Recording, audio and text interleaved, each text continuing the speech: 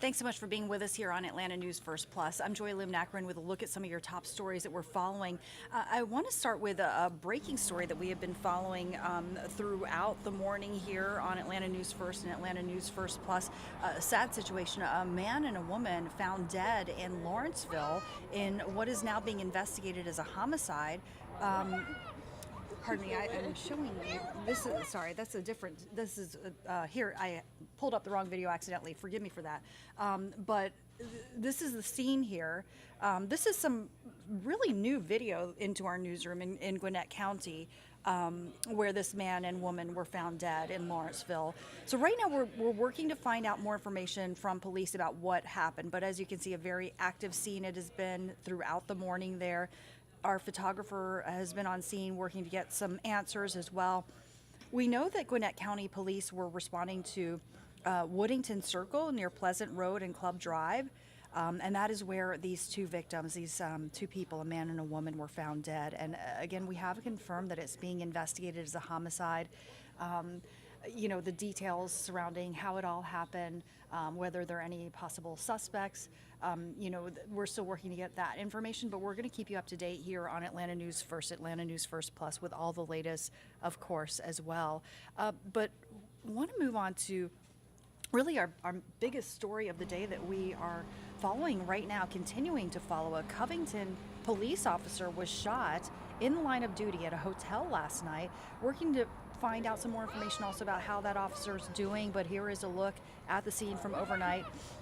We learned it was around 11:30 last night when that officer was responding to a call of some sort of domestic incident at this motel, which is called Oya Hotel, and it's at the north corner of the I-20 and Alcovey Road interchange, if you're familiar with that area.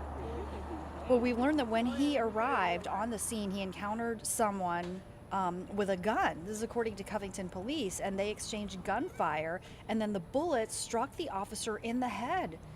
A second officer arrived moments after that, also engaged with the man with that gun, killing him. Our team spoke with a woman who was staying just a few doors down from the room where this happened, and she says that she saw the first officer arrive, walk right past her on the balcony.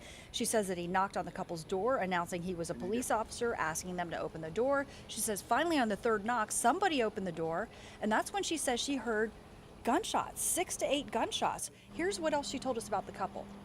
They were arguing all night last night on the second balcony, and front desk lady told me that she heard them this morning fighting and arguing all day, and they've been doing this for the past couple weeks that they've been staying here. So, you know, GBI is now investigating this. It is fairly routine when there is an officer-involved shooting. Still working to get some more information, you know, about the circumstances, and obviously police are conducting their own investigation. But, you know, major question is, how is this officer doing? We do know that this officer is now being treated at Grady Memorial Hospital. Certainly a lot of support there as this officer is undergoing surgery there at Grady. Earlier this morning we did speak with an officer who works alongside that officer and says it's just really amazing that he was able to survive considering the injury that he sustained last night. Again, he was shot in the head. We're told the family is with him at the hospital. Covington police tell us the officer is expected to have surgery at some point in the morning. It may actually even be happening right now. So they're definitely asking for positive thoughts from Metro Atlanta. We do ask for prayers for the officer as they continue to treat him, and for his family as well, and for those other officers that responded and dealt with this. Yeah, so certainly our thoughts and prayers with that family as well. You know, this is a story that clearly we're going to continue to monitor and keep you up to date with the latest. But another major story that we are also keeping an eye on is all the people displaced still in Midtown. It's more than 1,000 people who were still out of their homes after that incident involving that crane malfunction and the partial crane collapse that we've been following here since it happened. And, you know, it's impacting traffic. The biggest impact, of course, is for all those people who are displaced. My colleague, Madeline Montgomery, has more. Whole sections of roads are still closed down here in Midtown. This is Spring Street. It's closed from 12th all the way down to 10th. And over on West Peachtree, it's closed from 11th to 10th. And it's just causing a lot of frustration for people who work and live down here. And we have video of the damage from the crane malfunction that injured several construction workers and resulted in the evacuation of a portion of Midtown on Monday. Over 1,000 people who live in the 10 Zone West apartments are still waiting to be able to go home.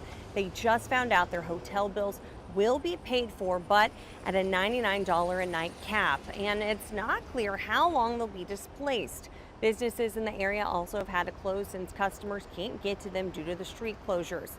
Brandon from Blow Country Steak says that this is all hurting his bank account. I was like, man, do you know how long it's gonna be? Like, cause I'm out of work for a couple of days, not making any money, you know? I gotta take care of my mom. Residents say they've been told they might be able to get back into their apartments on Friday. And as far as these road closures, we're still not sure when all of this is going to open back up. I know it's a lot of frustration. We're gonna keep you updated right here on Atlanta News First. For now, reporting in Midtown, I'm Madeline Montgomery, Atlanta News First. All right, thanks so much to Madeline for that report. Okay, let's look at this forecast that meteorologist Courtney Jacobazzi has put together for us. You know what? It's weird. It just feels so cold all of a sudden. And I know it's not, but it's just relative terms, right? Right. Well, chilly for this time of year, that's for sure. The mountains this morning were in the 40s, so definitely needed a jacket in places like Blairsville this morning. So as you are making your way out the door the next couple of mornings, we're going to talk about the overnight low temperatures. They will have a slight chill to them, but I think what everyone is really excited to see come back is going to be the sunshine, which we will finally see today. We are starting to see that sun peek out in a lot of spots across the metro, so enjoy it, because unfortunately this is going to be kind of a brief break from the rain. We do have more on the way just in time for Memorial Day weekend. So essentially we're watching this low that's going to develop along the coast. If you were watching with us all the way back to last weekend, we were thinking maybe we could be dry, but then lo and behold, as we head closer to hurricane season, which is just about a week away, we are starting to watch for some sort of development of a low that is going to move in along the Atlantic coast. The Hurricane Center is not watching it right now. It's not going to have fully tropical characteristics, but some, and it will bring us some rain for Memorial Day weekend, which is a first alert right now for Sunday. So we're going to talk about that, but first, let's get you through the day. By the way, I'm First Alert Meteorologist Courtney Jacobazzi, just in case you are new here. Thank you so much for spending some time with us. So today will be wonderful. We'll have lots of sunshine, a nice light breeze out of the northeast. Temperatures generally in the mid to upper 70s. I mean, you just don't get better than this for the end of May, right? I mean, we are supposed to be in the low to mid 80s this time of year. So to have mid to upper 70s, just super comfortable. If you're headed to Truist Park tonight, it'll be great. There's, of course, always lots going on across Metro Atlanta, whether it's a Wednesday or a Friday. So if you have any plans tonight, you're looking good to go. Tomorrow will be wonderful. We'll see lots of sunshine, low 80s in the forecast. And then as we head into Friday, we'll start to see a slight increase in cloud cover with temperatures in the mid to upper 70s. So really comfortable on Friday. Now, Saturday, you're going to notice more clouds build in. It'll be a fairly cloudy start to the day, and that will continue into the afternoon and evening. And that 40% coverage of rain does seem to be for the later evening hours. So if you have plans during the day on Saturday, I think we'll be mainly dry with maybe the exception of far east Georgia. So if you're headed to the coast on Saturday, but the rain will spread into parts of North Georgia as we head into the evening hours. Those clouds all going to be kind of essentially a shield that is around this low that we're watching, and those clouds will spread into North Georgia through the day. And with the northeast flow that's going to roll in around that low that will essentially bring rain to parts of the southeast, we are only going to be in the upper 60s on Saturday. You pair the clouds with that northeast wind, it's going to make it quite chilly. So if you were planning on maybe doing anything outdoors on Saturday, if you're hanging by the pool, that's really not pool weather, unfortunately. So basically what our team here has been saying is start thinking of an indoor plan for Memorial Day weekend, especially for Saturday and Sunday. But there is going to be a lot of fine tuning to do with this forecast. So essentially, right now what's happening is this low is developing, and what's going on is if you don't know where to start, how are you supposed to know where to finish, right? Well, the models are kind of feeling the same way right now. Without that low fully developed, it doesn't really know where to start. So how is it supposed to know where the path of this low is going to go if it doesn't have a good idea of where the low even is right now. So once this low starts to develop in the next really several hours, we're going to get a better handle on exactly the track of where this low will go, and that will ultimately determine our rain chances over the weekend. All of that being said, this is still a pretty fluid forecast that you need to pay attention to, but we did put a first alert for Sunday to give you a really early heads up that you need to be paying attention to the weekend forecast, especially with it being such a big weekend. There's a lot going on. I know a lot of you probably trying to make those outdoor plans. So let's talk about it. This is what's ultimately going to happen. Again, we're going to have this low form off of that front that brought us all the rain over the weekend. You might have remembered that stormy night we had on Saturday. Well, that front is currently stalled over the peninsula of Florida, kind of just south of the Panhandle. And a lot of times this year, when you get this time of year, around hurricane season, when you have these fronts stall, these lows develop along the front, and then they can become more tropical in nature. So we're going to be watching a low develop along our front, and that is going to move along the Atlantic coastline. Some models are hinting that this does move inland along the coast, somewhere between the Georgia and South Carolina line, and that will bring heavy rain, especially along the coast. Could bring some heavy rain into North Georgia as well, especially our eastern counties, so places like Athens. This could definitely bring some heavy rain to you, but we are going to be watching for periods of heavy rain. This is, again, going to be fairly tropical in nature. So what does that mean? You're going to have those tropical-like dew points. Tropical-like moisture leads to tropical-like downpours. You get the picture. It's going to be a little bit of a mess if this moves inland. Now, yesterday, though, we were talking about if we are on the west side, if this tracks a little further over the ocean rather than inland, we'll be on the drier side of it. So, all this being said, fluid forecast, everybody. All right, so let's take you through one of the models. This model typically does pretty well with early tropical systems, especially before they develop fully. This is the European model. So as we head into this evening, that's when I think this low is really going to start to become more defined. So as we get more model runs later today, we're going to get a better picture of what's going to happen. By tomorrow, if you're maybe headed down to Jacksonville, to St. Augustine, getting an early head start to Memorial Day weekend, it is going to be quite rainy down there. And as we head into the weekend, notice you see where that low is positioned. That circle around it is the center of that low pressure system, becoming well more defined.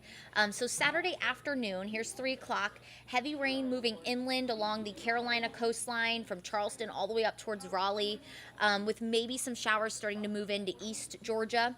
And then as we head into Saturday evening after sunset, that's when we could start to get some of that heavier rain rolling in, with the rain persisting into Sunday as that low starts to move inland, which is a first alert. So if you have any Sunday plans, just keep in mind right now it could be rainy. And this is going to change in one way or another, whether it is our coverage of rain decreases, the timing changes. Again, we really just need that low to develop before we can get a really good handle on it. But at this point, it looks like a low is going to develop, and it is going to bring rain to at least the Georgia and South Carolina coast and potentially parts of North Georgia as we head into the weekend, which is a first alert for Sunday because models are thinking that Sunday will be a fairly rainy day even as we head into the evening. So here's a look at just a comparison. This is the European model Sunday afternoon. Again, fairly well defined, moving inland along the Georgia and South Carolina coast, bringing widespread rain to the area, heavy at times.